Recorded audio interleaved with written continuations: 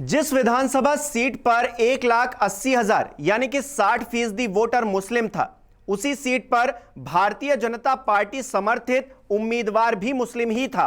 बावजूद इसके वो चुनाव हार गया। आखिरकार उस प्रत्याशी के चुनाव के हार का क्या कारण रहा, कौन सा है वो प्रत्याशी और किस सीट से वो चुनाव लड़ा था, इस रिपोर्ट में देखिए। बीजेपी ने यूपी चुनाव में भले ही जीत का डंका बजा दिया हो, लेकिन बीजेपी के समर्थन वाले इकलौते मुस्लिम उम्मीदवार को करारी हार का सामना करना पड़ा है। जिस सीट पर 3 लाख वोटरों में से 1,80,000 वोटर सिर्फ मुस्लिम है, वहां हमजा मियां को सिर्फ 65,000 वोट ही मिल पाए, जबकि उनकी हार का अंतर 61,000 रहा। हमजा अपना दल सोनेलाल की तरफ से चुनावी मैदान में थे, जो कि बीजेपी के साथ गठबंधन में थी, लेकिन इस सीट पर अपना दल के सहारे बीजेपी का ये मुस्लिम कार्ड काम नहीं आया। जातीय समीकरण के हिसाब से देखा जाए तो स्वार सीट पर मुस्लिम वोटरों की संख्या सबसे ज्यादा है। यहाँ कुल वोटर 2,98,000 हैं, जबकि मुस्लिम वोटर 1,80,000। इसके अलावा सैनी वोटर 60,000, सिख वोटर 10,000, जबकि अन्य 57,990 वोटर हैं। अब चुनावी आंकड़ों पर एक नजर डाल लेते हैं तो स्वार सीट पर कुल 2,13,160 वोट पड़े। इनमें से मात्र 65,059 वोट ही हमजा मियां को मिल पाए, जो कि कुल वोटों का 30.52% है। वहीं 59.19% वोट शेयर यानी 1,26,162 वोट लेकर अब्दुल्ला आजम नंबर 1 पर रहे। चुनाव से पहले हमजा मियां ने जब कांग्रेस का दामन छोड़ भाजपा का दामन थामा था, तब से क्षेत्र का मुस्लिम समुदाय उनसे नाराज बताया जाता है।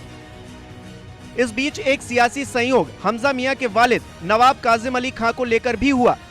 रामपुर सीट पर आजम खान ने नवाब काजिम अली खां को हरा दिया। आजम खान को कुल पड़े 2,19,757 वोटों में से 1,31,225 वोट मिले। वहीं कांग्रेस के टिकट पर चुनाव लड़े नवाब काजिम को मात्र 4,000 वोट ही मिल पाए और नवाब काजिम अली खां चौथे नंबर पर रहे। नवाब काजिम 2002 से लेकर 2017 तक 4 बार विधायक रह चुके हैं।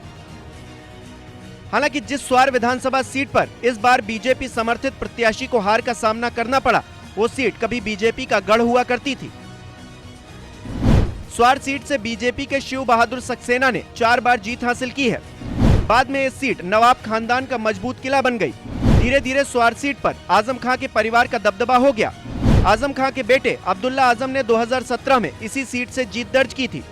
उस चुनाव में अब्दुल्ला ने सपा की तरफ से चुनाव लड़ा था। अब्दुल्ला ने 1,06,443 वोट के साथ बीजेपी के लक्ष्मी सैनी को 53,096 वोटों से शिकस्त दी थी। 2017 में कांग्रेस के नवाब काजिम अली खां ने बीजेपी के लक्ष्मी सैनी को हराया था। फिलहाल तमाम कोशिशों के बावजूद 2012 और 2017 के विधानसभा चुनाव के बाद 2022 में भी बीजेपी को स्वार विधानसभा सीट पर जीत नहीं मिल पाई। हालांकि बीजेपी यूपी में एक बार फिर से कमल खिलाने में कामयाब रही है, जिसको लेकर पार्टी काफी उत्साहित भी है।